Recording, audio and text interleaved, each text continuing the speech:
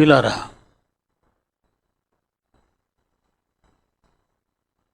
పిల్లలు నిజంగా తల్లిదండ్రులను ప్రేమించేవారైతే ఎదిగొచ్చిన తర్వాత, పిల్లలు ఎదిగొచ్చిన తర్వాత మనఃపూర్వకంగా కన్నవారిని ప్రేమించేవారైతే మార్నింగ్ మమ్మీ డాడీ టిఫిన్ తిన్నారా, కాఫీ తాగారా,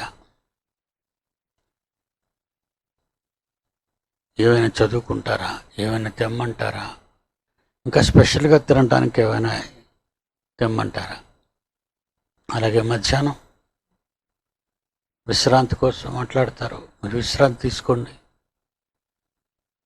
మీకేం కావాలనే కోడలను పిలవండి, మీకు తప్పనిసరిగా అన్ని విషయాలు సహాయం చేస్తుంది.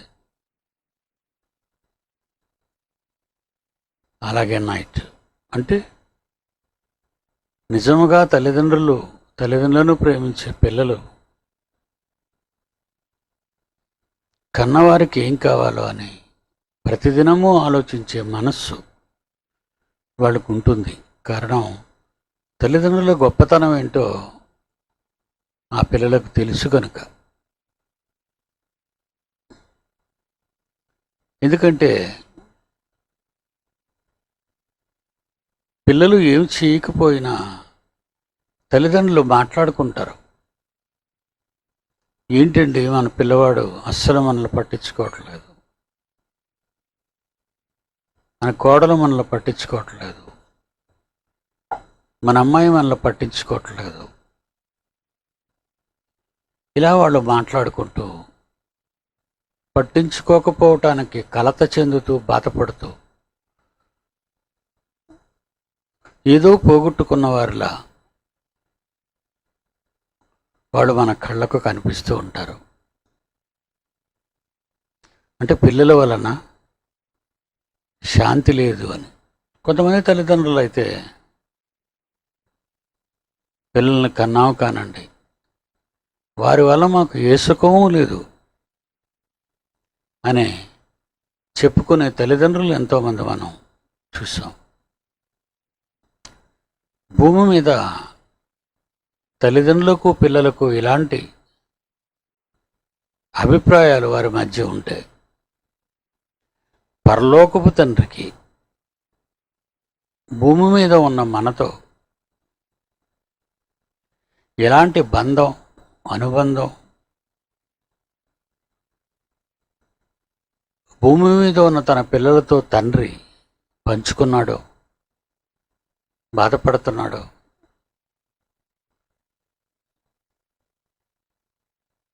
పరలోకపు తండ్రికి భూమి మీద ఉన్న పిల్లలకి మధ్య ఈ ఆలోచనలు విపరీతంగా పెరిగిపోతూ ఉంటాయి.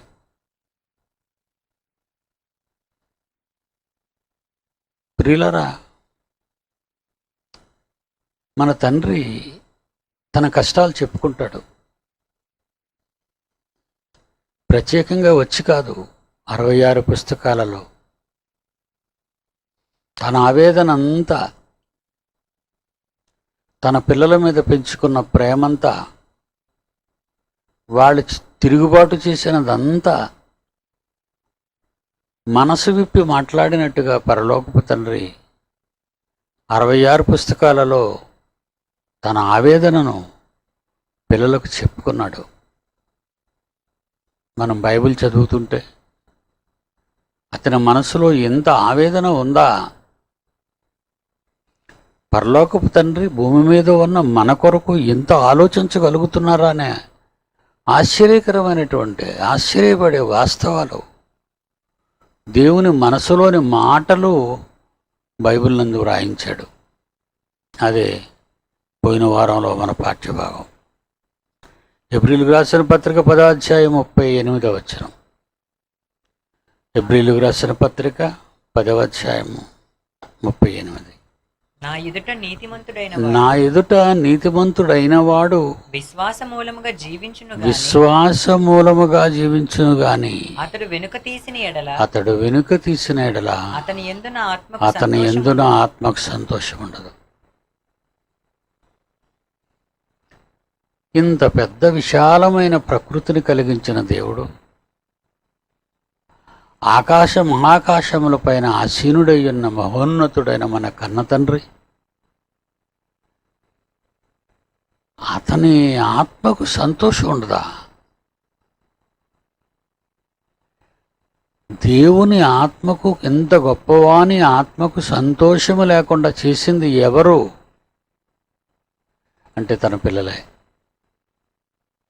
ఏమండి, దేవుడు గొప్పవాడు అని మీరు చదువుకునే దానికంటే దేవుడు నా విషయంలో ఏమైపోతున్నాడు అని ప్రపంచంలో ఉన్న క్రైస్తవుడు ఆలోచించగలిగితే ఈరోజు ఈ ప్రపంచం ఈరోజు దారుణంగా నాశనానికి వెళ్ళిపోయేది కాదు. ప్రపంచ పరిస్థితులు దిగజారిపోతున్నాయి. భయంకరమైన వాతావరణాలు ప్రపంచంలో అన్ని దేశాలలో చోటు చేసుకున్నాయి. రేపేమి సంభవిస్తుందో అనే ఆందోళనతో ప్రపంచ ప్రజలు బ్రతుకుతున్నారు.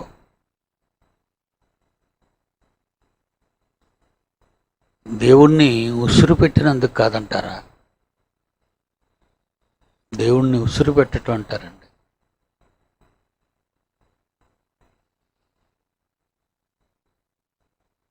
హాగరు వచ్చిన తర్వాత అబ్రహాము కుటుంబంలో అల్లకల్లోలం ఆరంభమైంది. హాగరును తీసుకొచ్చింది శారా. తన భర్త అబ్రహాముకు పిల్లల కోసం ఇచ్చింది శారా. ఆమె గర్భధారణ జరిగిన తర్వాత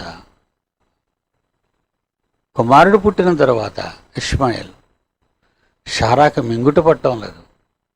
అప్పుడు అన్నమాటే నా ఉసురు తగులుతుంది అంటది శారా.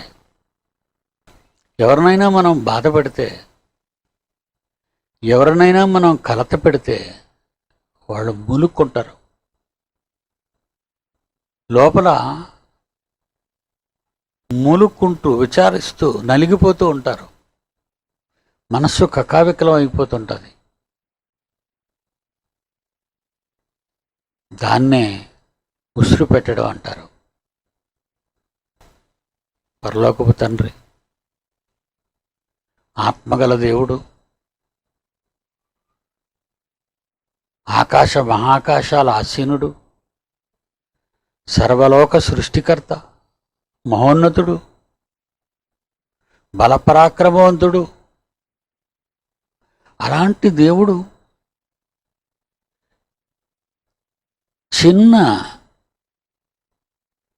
ఈ భూమి మీద అతి చిన్న రూపంతో కలిగిన మానవుని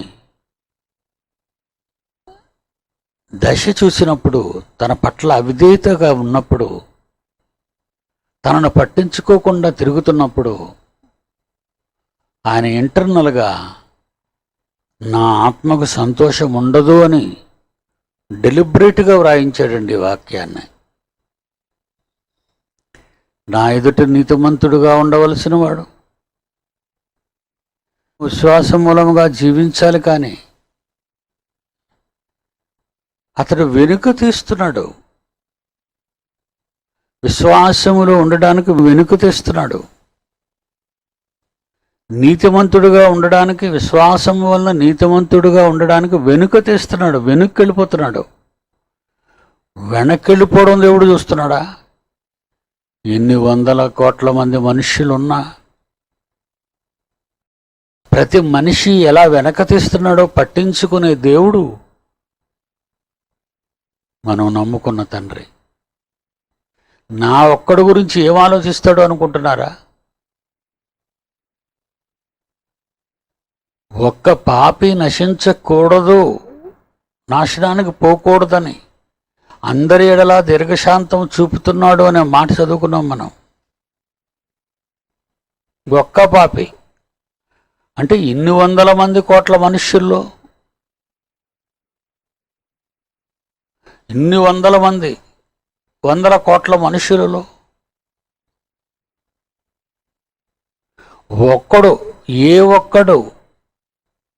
కోట్లలో ఏ ఒక్కడు వెనుక తీసిన ఎడల అతని యందున ఆత్మకు సంతోషం ఉండదు. ఆహా, ఎంత ప్రేమ మనుషులపై తండ్రికి ఉన్నది. నీ ఒక్కడి గురించే నా ఆత్మకు శాంతి ఉండదు. ఇలా ప్రపంచంలో దేవుని ఎరిగిన వారు, దేవునిని ఎరగని వారు ఎన్ని కోట్ల మంది అతని ఆత్మకు శాంతి లేకుండా చేస్తున్నారో ఒకసారి మీరు ఆలోచించండి. ఆ బతికులు, మోసగాళ్ళు, హంతకులు, దోపిడిగాళ్ళు, అవిధేయులు, అక్రమకారులు నోవహు కాలంలో ప్రపంచాన్ని చూసినప్పుడు ఏ విధంగా కనబడిందో, సొదొమ గొమొర్రాల విషయంలో ఒక్క లోతు తప్ప సొదొమ గొమొర్రా పట్టణాలన్నీ ఎంత దారుణంగా మారిపోయాయో దానికి కన్న తండ్రి ఎంత గాయపడి ఉంటాడో మానసికంగా ఆలోచిద్దామండి. మానవ భాషలో ఒక్క పాపి నశించిపోవటానికి ఇష్టం లేదు అంటున్నాడంటే కోట్ల మందిలో ఒక్కడి గురించి కూడా ఆలోచిస్తున్నాడా అనిపిస్తుంది ఆ మాట మనం చదివిన తర్వాత. లూకా సువార్త 15వ అధ్యాయము 7వ వచనం. మారు మనస్సు అక్కరలేని 99 మంది 99 మంది నీతిమంతులు ఉన్నారు. 100లో 99 మంది నీతిమంతులు ఉన్నారు. వారి విషయమై కలుగు సంతోషం కంటే మారు మనసు పొందు ఒక్క పాపి విషయమై పరలోకమందు నిన్ను కన్న నీ దేవుడికి ఎక్కువ సంతోషం అట. ఏటండి ఆ గ్రామటికల్ వర్డ్ చూడండి. ఆయన మనసులోని ప్రేమ, అనురాగాలు. మారు మనసు పొందు ఒక్క పాపి విషయమై పరలోకమందు ఎక్కువ సంతోషమా. ఎవరికి? తండ్రికి అండి, తండ్రికి. ఏదో 10 మంది కొడుకులు ఉన్నారు, ఒక కొడుకు చచ్చిపోయినా మరి మళ్ళీ 9 కొడుకులు ఉన్నారు. 5 చెడిపోయినా 4 బాగున్నారు. ఇలా అనుకుంటున్నారా? ఇలాగ అనుకునేవాడు భూమి మీద ఉన్న తల్లిదండ్రులు, భూమి మీద మనల్ని కన్నవారు అనుకుంటారు ఇలాగా. కానీ పరలోకమందు దేవుని గర్భం నుండి వచ్చిన మానవులు దేవుని ఆకారాలు తండ్రి ద్వారా తల్లిలోకి ప్రవేశపెట్టిన పరలోకపు తండ్రి నువ్వు భూమి మీదకి వచ్చినంత వరకు తన కళ్ళతో నిన్ను కనిపెడుతున్న తండ్రి, వచ్చిన తర్వాత నువ్వు చనిపోయినంత వరకు భూమి మీద నీ బ్రతుకు కాలాన్ని గమనిస్తున్న నీ తండ్రి ఏమైపోతున్నాడు? సంతోషపడటం లేదు. ఏమండి, ఎవరేమైపోయినా పర్వాలేదు, నా దగ్గర కోట్ల రూపాయల ఆస్తి ఉంది అనుకునే ధనవంతులు మనం చూసామండి. పిల్లలందరూ చచ్చిపోయినా నా కోట్ల ఆస్తి నాకుంది కదా అని ఆనందించే తల్లిదండ్రులని చూసామండి. ఎవరేమైపోతే నాకేంటి, నాదంటూ నాకు నిలకడగా ఉంది కదా అని అనుకునే మానవులు మనం ప్రపంచంలో చూస్తున్నామండి. కానీ మన పరలోకపు తండ్రి అలాంటి వాడు కానట్టుగా కదండి కనబడుతుంది. ఒక్కడి గురించా పరలోకంలో సంతోషం లేకుండా పోతుందా? ఒక్కడి గురించి మరి ఎక్కువగా సంతోషిస్తాడా? ఏటండి ఆ పదజాలాలు?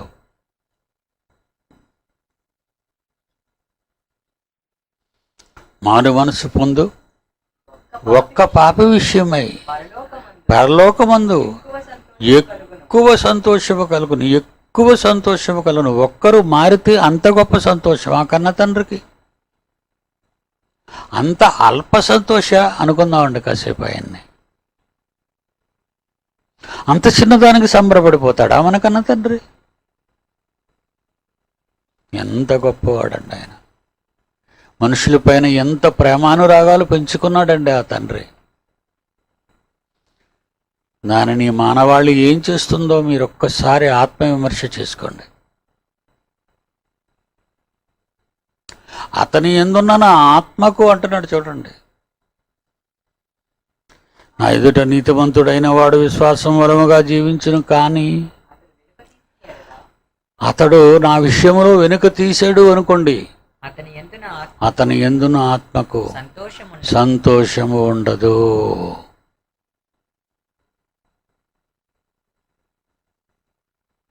ఎంత దారుణం అండి! ఎంత కనిపెడుతున్నాడండి ప్రతి ఒక్కరి గురించి అండి. అవును, ప్రతి ఒక్కరి గురించి. నువ్వు లెక్కల్లో లేవు, నువ్వు జ్ఞాపకాలలో లేవు అనుకోవద్దు.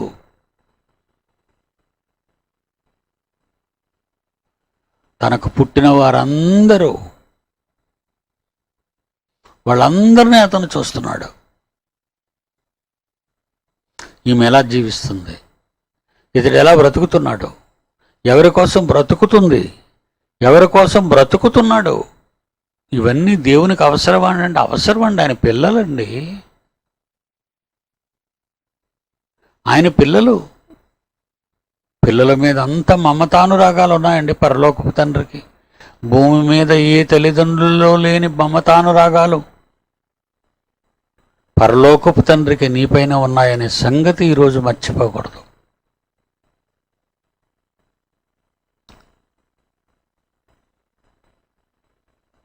ఎక్కడెక్కడ తప్పు చేస్తున్నాడో, ఎక్కడెక్కడ తప్పిపోతున్నాడో, ఎక్కడెక్కడ దిగజారిపోతున్నాడో, ఎలాంటి మాటలు బైబిల్లో రాయించాడండి. ఇబ్రిపత్రిక 6వ అధ్యాయం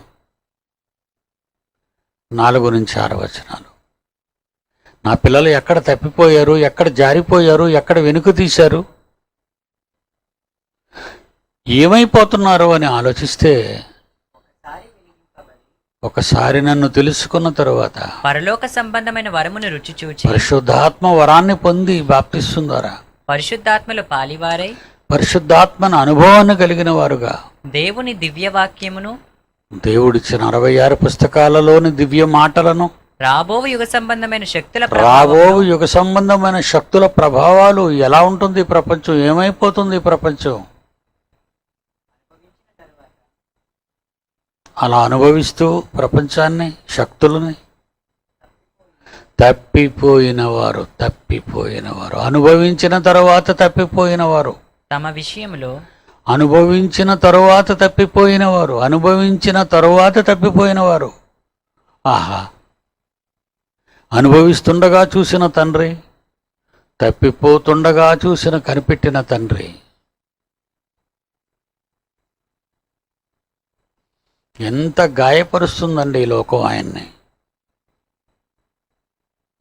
ప్రారంభంలో ఎంతో ఉల్లాసంగా వర్క్ను ప్రారంభిస్తారు ఏ ఒక్కరైనా.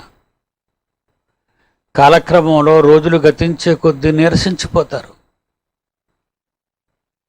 జరుగుతున్న అలజడులు, జరుగుతున్న గొడవలు, సంఘములో వివాదాలు, నీ జీవితంలో అశాంతి చెలరేగేటప్పటికి దేవుణ్ణి విడిచిపెడతావు. దానికి ఆయన బాధ్యుడు కాదు కదా. శరీరానికి సంభవించిన ప్రతి విధమైన ఏదైనా, ఏ విషయమైనా నీ తప్పు వల్ల జరుగుతుంది, నీ వలన జరుగుతుంది. దానికి నువ్వు బాధపడటం, ఆలోచించటం, మరలా తిరిగి లేవటం అనేది నువ్వు అలవాటు చేసుకోవాలి నీ జీవితంలో. భూమి మీద మానవ జీవితానికి ఎన్ని కావాలో ప్రతినిత్యము ఆలోచించే నీవు పరలోకపు తండ్రి విషయంలో నువ్వు ఎంతవరకు ఆలోచన కలిగి ఉన్నావు భూమి మీద నీ జీవితంలో, క్రైస్తవ జీవితంలో. నా వలన ఏమైనా దేవుడు అవమానింపబడుతున్నాడా? నా వలన ఏమైనా దేవుడు విచారపడుతున్నాడా? నా వలన కన్న తండ్రి పరితపిస్తున్నాడా? తండ్రిని గురించిన ఆలోచన నీకు లేదా? ఒకసారి వెలిగింపబడి పరలోక సంబంధమైన వరమును రుచి చూచి పరిశుద్ధాత్మలో పాలివైరే దేవుని దివ్యవాక్యము, రాబో యుగ సంబంధమైన శక్తుల ప్రభావం అనుభవించిన తరువాత ఇవన్నీ అనుభవించి, ఇవన్నీ అనుభవాల్లో గడిపేసి, ఇవన్నీ జరిగించేసి సగంలో మారిపోతావా? సగంలో ఆగిపోతావా? సగంలో దిగజారిపోతావా? ఎంతోమంది అలాగ అయిపోతున్నారండి. కొంతకాలం మన మధ్య చుక్కలా మెరిసిపోతుంటారు. అబ్బా అన్నీ చేసేస్తున్నారు, అబ్బా ఎంత పట్టుదలతో చేస్తున్నారు, అబ్బా పిల్లలు ఎంత చక్కగా చేస్తున్నారు అనుకునే ఈ పిల్లలే కొంతకాలానికి కనబడకుండా పోతారు.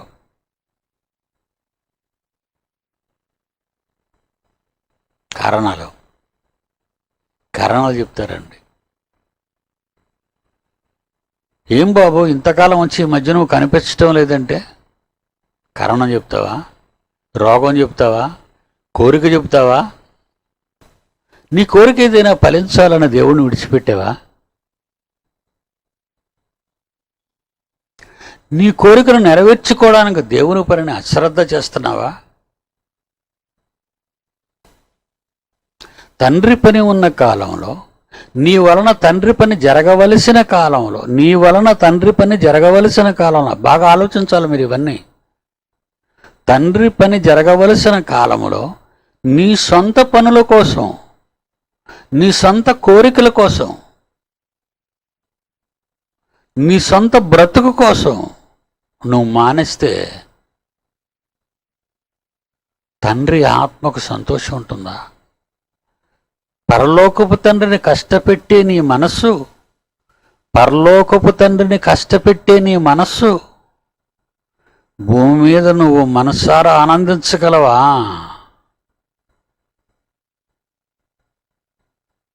ఆకాశ మహాకాశాల ఆసీనుడైన సర్వసృష్టికర్త అయిన దేవుడు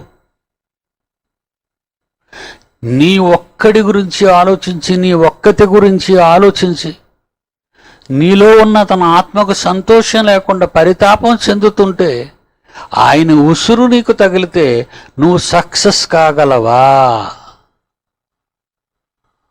అందరికీ చెప్తున్నానండి, నా పిల్లలైన వారందరికీ చెప్తున్నాను,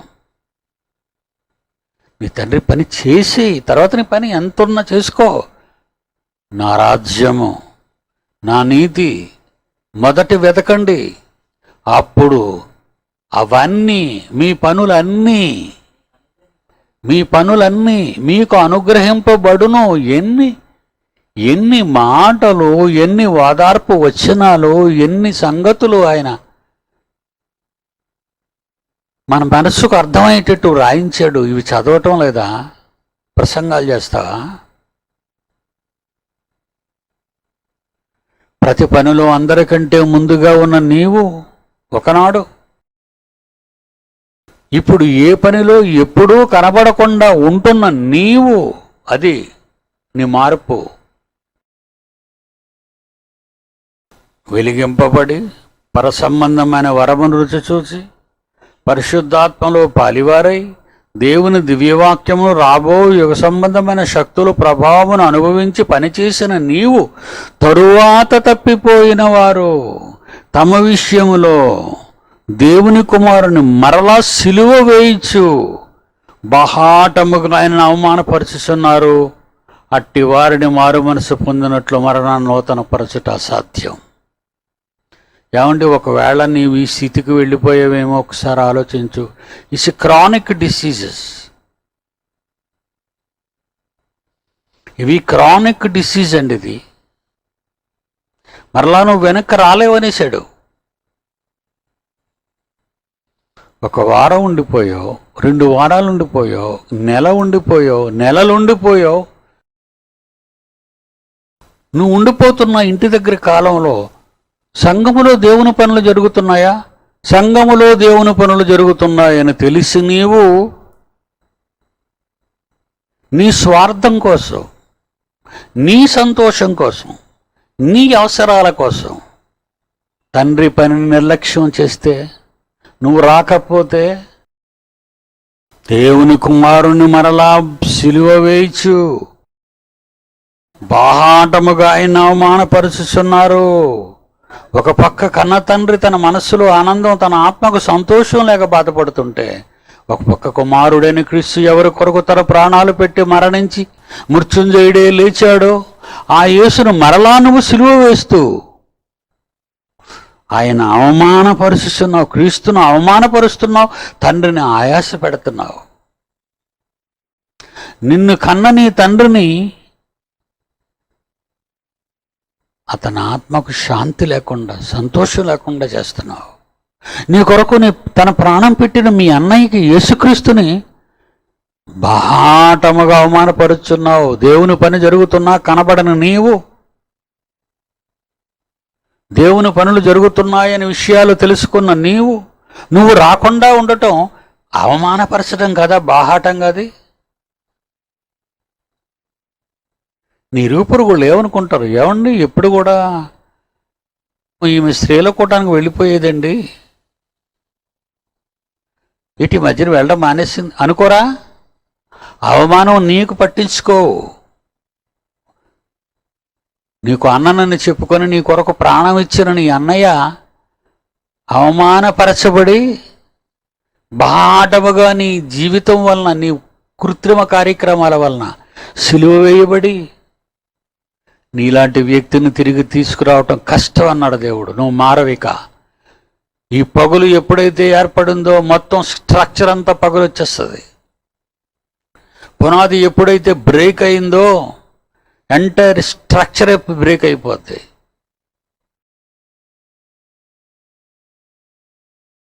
అగ్నిపర్వతాలు బద్దలైపోయి స్పెయిన్లో పట్టణం గుండా ప్రవహించి అనేక మంది ఇళ్లలోనికి లావా ప్రవేశించి కూలిపోతుంటే, అవి కాలిపోతుంటే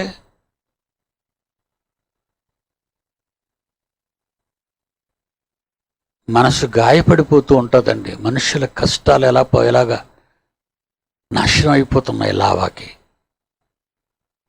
ప్రవాహం ప్రవహించినట్టుగా 3వ వారం 4వ వారం ప్రవహిస్తుంది. ఒక ఊరు ఏర్పడిపోయింది, ఒక ఊరు ఒక సిటీగా వచ్చేసింది లావా. ఇప్పటికీ నౌ కంటిన్యూ స్టిల్. పోయిన వారం కేరళలో కట్టబడిన ఇల్లులే ప్రవాహాలకు అలా కూలిపోయి పడిపోతున్నాయి, పేకమేడల్లా కూలిపోతుంటే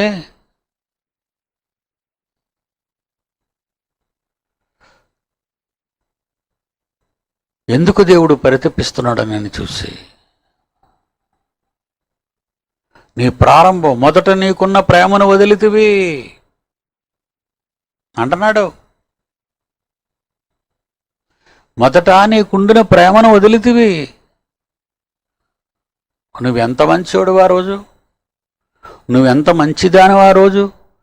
ప్రతి చిన్న దేవుని పరికి ఎప్పటికప్పుడు దేవుని కొరకు వచ్చి నీవు,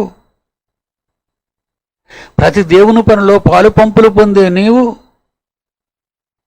నీకున్న మొదటి స్థితి ప్రేమానురాగాలను ఆమె చూపించావు. ప్రకటన గ్రంథం 2వ అధ్యాయము 2-3 వచనాలు. 2వ అధ్యాయం 2-3. నీ క్రియలు, నీ కష్టాలు, నీ సహనం నేను ఎరుగుదును. నేను అప్పుడు గుర్తించాను నిన్ను. నీవు దుష్టులను సహించలేవని. అపోస్తలులు కాకయే తాము అపోస్తలులను చెప్పుకొని వారిని పరీక్షించే నీవు, వారి అబద్ధికులనే తెలుసుకునే గొప్ప వాక్యం తెలిసిన నీవు సహనం కలిగి నా నామము నిమిత్తము భారము భరించి అన్ని పనులలో పాల్గొని అలయలేదని నేను ఎరుగుదును. నువ్వు అలసిపోలేదని నాకు తెలుసు. నేను నోట్ చేసుకున్నాను నీ గురించి. నేను ప్రతి మనిషిని నోట్ చేసుకుంటాను. అయినను మొదట నీకుండిన ప్రేమను నీవు వదిలితివని నేను నీ మీద తప్పు మోపుతున్నాను. నువ్వు ఏ స్థితిలో నుండి పడిపోయావో అది జ్ఞాపకం చేసుకొని నీ ఆ స్థితికి నువ్వు మళ్ళా నీ పనుల్లో నువ్వు జాయిన్ అవ్వకపోతే, నీ తండ్రి పనుల్లో నువ్వు చేరకపోతే, నీవు మారు మనస్సు పొంది ఆ మొదటి క్రియలు చేయి వెళ్ళు. అట్లు చేసి నీవు మారు మనసు పొందితేనే సరే.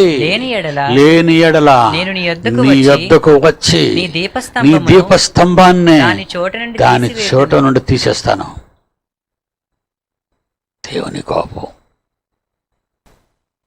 దేవుని కోపం నేను అడుగుతుంటానండి సంఘంలో, ఈ కరోనా కాలంలో యూత్ మీటింగ్స్ అవుతున్నాయి, లేడీస్ మీటింగ్స్ అవుతున్నాయి, అలాగే గూగుల్ మీట్లు అవుతున్నాయి. ఎవరెవరు వింటున్నారు అడుగుతానండి. దేవుడు ఒక్కడే కాదు అలా ఆలోచించేవాడు. నేను కూడా ఆలోచిస్తాను ఆ దేవునికి కుమారుడిగా. నా కన్న తండ్రి మనస్సులోని ఆవేదన అర్థం చేసుకుని నిజమైన నా తండ్రి కోసం నేను ఆలోచించాలి అని నా బాధ్యతను పెట్టి నేను అడుగుతుంటాను. ఆమె వచ్చిందా? రాలేదు. ఎందుకు రాలేదు? బాగులేదా? ఎందుకు రాలేదు? బాగులేదా? కష్టాలా? బెడ్ రిడనా? 2-3 రోజులు అంటే నమ్ముతారు, వారం అంటే నమ్ముతారు, 15 రోజులు అంటే నమ్ముతారు. ఇంచుమించు సుమారు దగ్గర 2 సంవత్సరాలు కరోనా నుండి వాళ్ళకు వెనుక తీసి, నీతిమంతుడైన వాడు విశ్వాస మూలముగా జీవించును గాని అతడు వెనుక తీసిన ఎడలా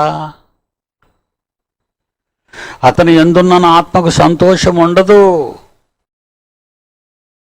అన్నీ అనుభవించిన తర్వాత తప్పిపోయిన వారు తమ విషయంలో దేవుని కుమారుని మరలా సిలువ వేయించు బహాటముగా క్రీస్తును అవమానపరుచుచున్నారు. అట్టి వారిని మారు మనసు పొందినట్లు మరలా నూతన పరచుట అసాధ్యము. మొదట నీకున్న స్థితిని వదులుకున్నావు. ఎంత ఘనంగా చేశావు మొదటి కాలంలో. అన్ని విషయాల్లో ముందుండి పనిచేసే కష్టపడి చెమటోడ్చిన నీవు ఈరోజు నీ స్వార్థ ప్రయోజనాల కోసం, నీ స్వార్థపూరిత కోరికల కోసం. వీళ్ళందరికీ ఒక హెచ్చరిక చేస్తున్నాను, మీకు గమనించండి. తండ్రి పనిని నిర్లక్ష్యం చేస్తే నీవు అనుకున్నది నెరవేరదు. రాసుకోండి, మీ బైబిల్లోనే రాసుకోండి. నా రాజ్యము నా నీతిని మొదట వెతకాలి, అప్పుడు నీకేం కావాలో అవన్నీ నేను చూస్తానని దేవుడు మాటిచ్చిన మాట తప్పని దేవునిని ప్రక్కన పెట్టి నువ్వు మాట తప్పి నువ్వు జీవిస్తే అది నీకు క్షేమం అనుకుంటున్నావా? నీకు క్షేమం ఉండదిక. నీవు అఘోరిస్తావు. ఉద్యోగం అంటావా, రోగం అంటావా, మరేదంటావో, మరే కారణాలు చెప్తావో, తప్పుడు కారణాలు వెలిబుచ్చుతున్నావు. నా కళ్ళు కప్పగలవు, సంఘం కళ్ళు కప్పగలరు, కానీ దేవుని కళ్ళు కప్పలేరు. ప్రతి ఒక్కరిని పరిశోధిస్తున్నాడు ఆయన. నేను లేచుట, నేను నిద్రపోవుట, నేను వెళ్ళుట పరిశీలిస్తున్నానంటున్నాడు 139 కీర్తన మొదటి వచనము నుండి. యెహోవా నీవు నన్ను పరిశోధించి తెలుసుకొనుచున్నావు. నీవు నన్ను పరిశోధించి తెలుసుకొనుచున్నావు. నేనే మిమ్మల్ని పరిశోధిస్తున్నాను. ఎందుకు రాలేదు, ఎందుకు రాలేదు, అతడు ఎందుకు రాలేదు, ఆమె ఎందుకు రాలేదు అని అడుగుతున్నాను వచ్చిన వారిని. మరి పరలోకపు తండ్రి యెహోవా నీవు నన్ను పరిశోధించి తెలుసుకొని ఉన్నావు. నేను కూర్చోవటం, నేను లేవటం నీకు తెలుసు. నాకు తలంపు పుట్టక ముందే నీవు నా మనస్సు గ్రహించున్నావు. నా మనసులో ఏమి చేసుకున్నానో, దేనిని బట్టి నిన్ను కాదంటున్నానో, దేనిని బట్టి నీ దగ్గరికి వస్తున్నానో నా మనస్సు తెలుసుకున్నాడు ఆయన. నా నడక, నా పడక నీవు పరిశీలన నా నడకను నా పడకను ఎరిగి ఉన్నావు అనలేదు. నా నడకను నా పడకను పరిశోధిస్తున్నావు. ఎక్కడికి వెళ్తున్నాడు, ఎక్కడ చేస్తున్నాడు, ఏం చేస్తున్నాడు, ఏమి చేస్తుంది, ఎక్కడికి వెళుతుంది. నా చర్యలు, నా పనులన్నీ నీవు బాగుగా తెలుసుకొని ఉన్నావు. మాట నా నాలుకకు రాక మునిపే అది నీకు పూర్తిగా తెలిసి ఉన్నది. వెనుకున్నావు, నా ముందున్నావు, నన్ను ఆవరించావు చుట్టూ. నీ చేయి నా మీద ఉంచి ఉన్నావు కాపాడటానికి. నేను వెనుక తీసి వేరైపోతే నీ చెయ్యి తీసేస్తావు నా మీద నుంచి. అప్పుడు నేనేం కావాలో అది అయిపోతాను, నాశనానికి పోతాను. ఆలోచించండి, మీరు చేస్తున్న తప్పులేదు. నేను అబద్ధం ఆడలేదండి, నేను ఆ పాపం చేయలేదండి. వద్దు. ఇవే పాపాలు అనుకుంటున్నావా? తండ్రి పట్ల నువ్వు చేసే పాపాలు, నీ నిర్లక్ష్యత, నీ రాకపోవటం, నీ పనిలో లేకపోవటం, నీకున్న ముందు స్థితి వదిలేయటం, అతని ఆత్మకు నీలో సంతోషం లేకపోవటం, దీనికి మరణకరమైన పాపము. దీనికి క్షమ లేదు. నేను వ్యభిచారం చేశానా, దొంగతనం చేశానా, అబద్ధం ఆడానా అని అంటావా? కానీ నీ తండ్రి పనులను ప్రక్కన పెట్టి నీ ఇష్టానుసారంగా బ్రతుకుతున్నావే. ఎప్పటికైనా మారండి. లాస్ట్ టైం మీకు ఛాన్స్ ఇస్తున్నాను. ఎప్పటికైనా మారి మీ దిక్కుమాలిన ఆలోచనలు, మీ దిక్కుమాలిన మాటలు ప్రక్కన పెట్టి దేవుని సన్నిధిలో కనబడండి. లేకపోతే దేవునిలోనే మీరు ఉండకుండా పోతారు.